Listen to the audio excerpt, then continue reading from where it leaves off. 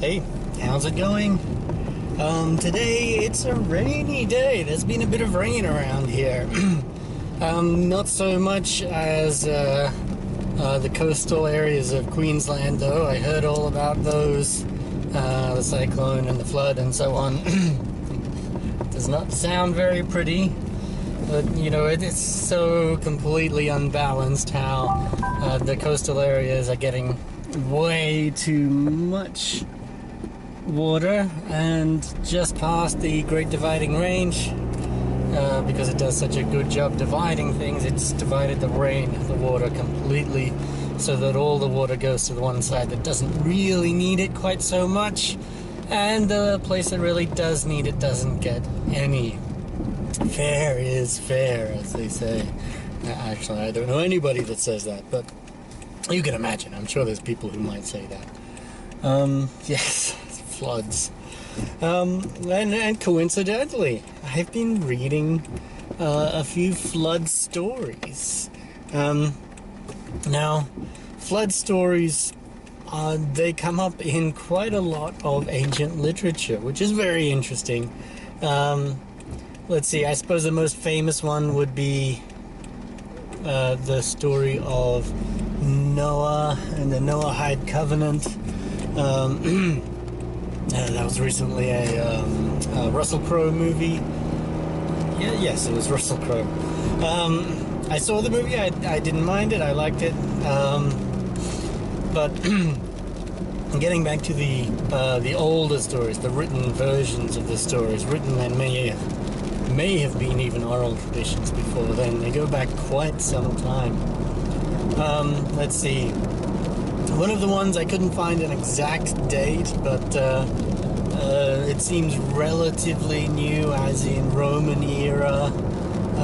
Would be actually the story I found in Apollodorus about how Zeus one day throws a bit of a hissy fit, decides to flood the whole world.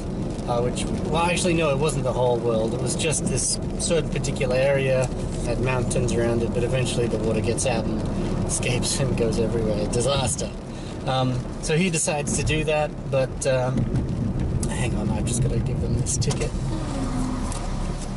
There you go. Thank you.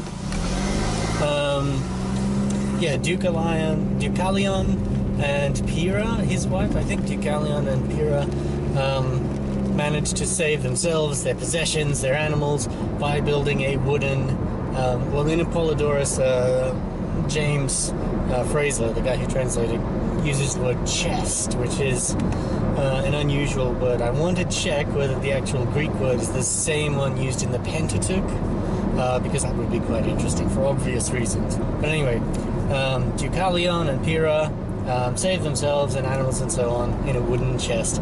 And when they eventually land, 9 days and 9 nights later, then they offer an offering to the very same god who went and flooded the whole place, to Zeus. A common thing, actually, offering to the angered god to appease them. So not at all surprising in that context. The Noah story you might be familiar with. Probably you are. God, in that case, I believe probably it was Yahweh, maybe Elohim, but I'm going to go out on a limb and say it was Yahweh. Yahweh comes along and says, I've had it, these people are dumb, I'm going to flood the whole place. I'm not just going to kill the people, though, I'm going to kill the animals as well, and the bugs, because I don't like bugs, and the birds, because birds freak me out. He didn't actually say birds freak me out, but yeah, killed everything. So that one, let's see, it was Noah. I don't hear much mention of his wife or his children or anything.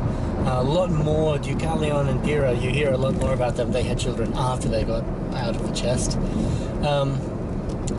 But Noah, let's see, brings 2 of each animal, except the clean animals and clean birds, which he was supposed to bring 7 pairs of. But if you read closely, he's told to bring 7 pairs of the clean and unclean animals, but you only actually hear about 2 of each coming onto the ship, which is even more worrying, because these are the clean animals. Not that he was going to eat them, but when he got off the ark, he offered them up for sacrifice. Presumably, at some point, well, it's ridiculous trying to make sense of these things. These are stories, they're mythological, they're told for various reasons. So it's not a literally true story that we should try and explain away. We should accept it as it is. Okay, so anyway, the clean and unclean animals. The clean animals at the end get offered up to God, but presumably they're still around, and plants as well. And when they land, Noah offers a sacrifice again to the angered God from those clean animals. So that same thing happened again. He also, while he was on the ark, and once the mountaintops were visible, and I think the ark had kind of hit a mountain or something, sends birds out to scout, to look for land. Now, if we go back even further, back in history, before the Noah stories, we find things like the Epic of Gilgamesh. And in the Epic of Gilgamesh, basically he spends all this time, all this adventure, looking for immortality. And the people who have it are Utnapishtim and his wife, because they survived the flood, and the gods were so apologetic, they said, okay, you can live forever, since we did try to kill your entire race, send you and eternal life, make it feel better, yeah. And presumably there was no non-disclosure agreement in that particular case, because Utnapishtim has no problem telling Gilgamesh the whole story. How, let's see if I can remember correctly, it's the god Ea. The god Ea tells Utnapishtim, hey, you know what? You just sit on one side of this wooden fence, just listen carefully, okay?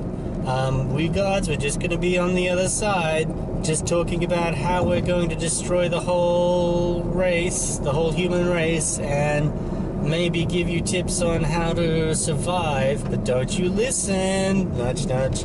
And Utnapishtim listens in and goes off, builds this huge, a cubic boat. It's a cube, if I remember correctly, and packs on his possessions, his animals, lines it with tar as well. I think that happened in Noah's story as well. And so survives the flood, releases birds, but I think in Utnapishtim, maybe it's the raven that's smart enough to come back. Little details like that are all in there. But yes, if you go, there's Enuma Elish and all these other stories that also contain strikingly similar things. Most stories, most of them do have Utnapishtim and the god Ea, or the god El, I think. There's only a couple, like the one with Zeus and the god with Yahweh, where they've stuck other gods into this particular myth to make it their own. So it's a fascinating thing that story has survived, well, has been so popular in so many different cultures. Perhaps because it's so dramatic, it's a very interesting, very compelling story when you read it. You know, everybody's gonna die. It's kind of similar to the way we like to watch, you know, apocalyptic zombie movies and that sort of things. How are we going to... Okay, welcome back. The battery went flat on the camera. So, I'm not exactly sure where we left off last time. I mean, I was there and the camera beeped to tell me that was the end, but that was yesterday. So I remember we were talking, I was talking about Gilgamesh, or perhaps Utnapishtim, you know, to do with the flood, something along those lines. And, you know, the great similarity between all the flood stories and so on. Which is very interesting to me. Maybe not everybody's interested in ancient mythology as much, but I like it. So when it comes to that sort of thing, when it comes to stories and myths, the Bible tends to be a bit of a sensitive subject, and people get very touchy about it. They'll say either that you should never say that anything in the Bible is not true, no matter how obviously it is, mythological or made up, or they'll say that because it's not true, it has no value at all. It's all a web of lies, a load of rubbish, a poison, as it were.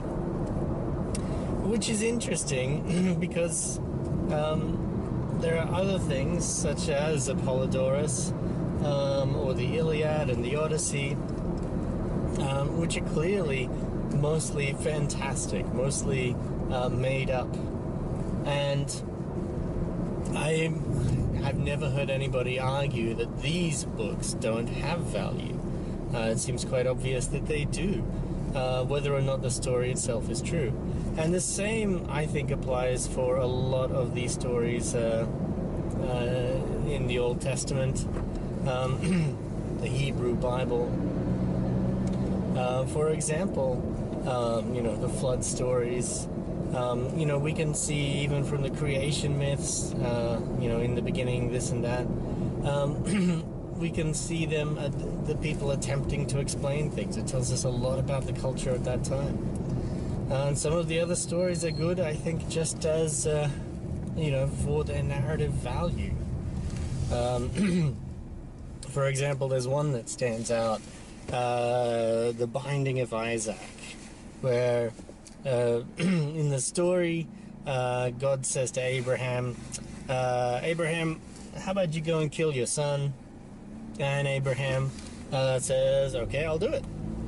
Now, the whole story it's a psychological thriller. There's so many things going on. I mean, previously, that same character, Abraham, he's always bargained. He's always said, what if I can't find 40 people? What if I can only find 30? And he's always bargaining and whittling God down. But in that story, the Binding of Isaac, he doesn't argue at all. He says, yep, I'll do that. Not only that, he gets up early the next morning. He says, come on, let's go. Can't waste any time. And one of the most stark things is that you're never told what any of the characters in that story are thinking. None of the characters. You don't know if Isaac has figured it out. He's got days walking to try and figure it out. It seems pretty obvious. You don't know if Abraham is thinking, oh, this is just a test. It's nothing serious. And you don't even know what God's thinking. If God's thinking, yeah, he's doing what I wanted to do, now I know I can trust him, and then has a last-minute flip. Because you're not told, you can really interpret it in a lot of different ways. It's a very well-written story. It might be, the idea of child sacrifice is obviously horrible. But the story itself, I think, is very powerful and very interesting, if not the most appetizing. Not one I would tell my children, obviously. The last thing I would want any child to think is that if some voice in their head told them to go and kill their children, that they'd just stand up and do that. So there you go. That's a story. I certainly hope it's not true. I hope nobody would go so far as to do that to their own child. But nonetheless, the story, I think, has value. It would be wrong to simply throw it away. We're just about to go up the mountain.